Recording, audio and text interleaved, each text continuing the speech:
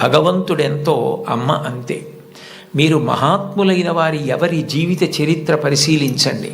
అమ్మకి నమస్కారం చెయ్యకుండా, అమ్మ గొప్పతనం చెప్పకుండా లేరు.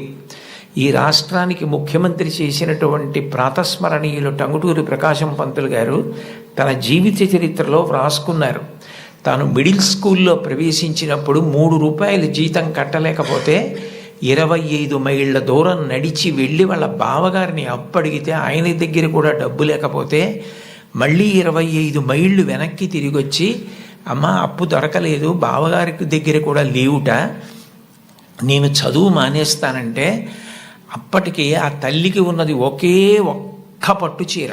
ఆ పట్టు చీర పట్టుకెళ్ళి ఆ రాత్రి తాకట్టు పెట్టి ఆవిడ ఆ డబ్బు పట్టుకొచ్చి చదివిస్తే ప్రకాశం పంతులు గారు బ్యారిస్టర్ అయ్యి రాష్ట్రానికి ముఖ్యమంత్రి అయ్యారు. ఆయన తన జీవిత చరిత్రలో అమ్మ గురించి అంత గొప్పగా వ్రాసుకున్నారు.